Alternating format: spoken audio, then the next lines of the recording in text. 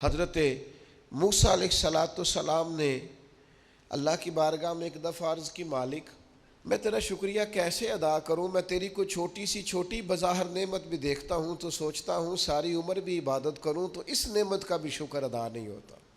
وہ جو ان کے دل کی گہرائیوں میں بات ہے وہ اپنے جذبات کا اظہار کر رہے ہیں۔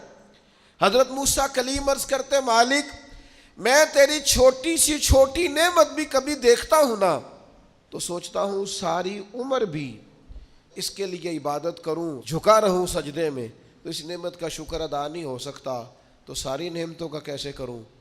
تو جب یہ جملہ کہا نا حضرت موسیٰ نے تو رب کریم نے فرمایا، اے کلیم اب آپ نے میرا شکر ادا کیا ہے۔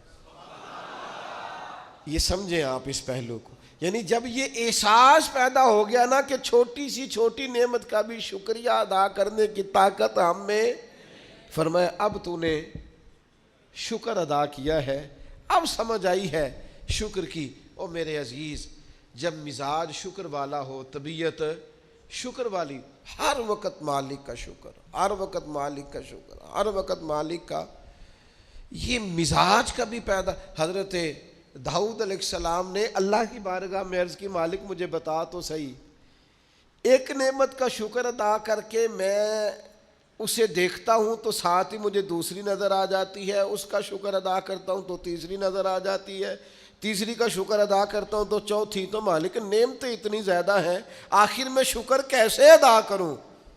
تو رب کریم نے فرمایا، اے داؤد آپ تو اپنے رب کی معرفت پانے لگ گئے ہیں، کو تو معرفت ہونے لگ گئی ہے، معرفت الہی پا گئے آپ نعمتیں گنے، زندگی میں گنو، آنکھ کی نعمت گنو، کان کی نعمت گنو، سمجھ کی نعمت گنو، آپ چلنے کی، چھونے کی، پکڑنے کی، سمجھنے کی نعمت شمار کرو، گنو۔ اللہ نے ماں باپ دیے، بہن بھائی دیے، اچھے استاد دیے، مشائخ دیے، گنو۔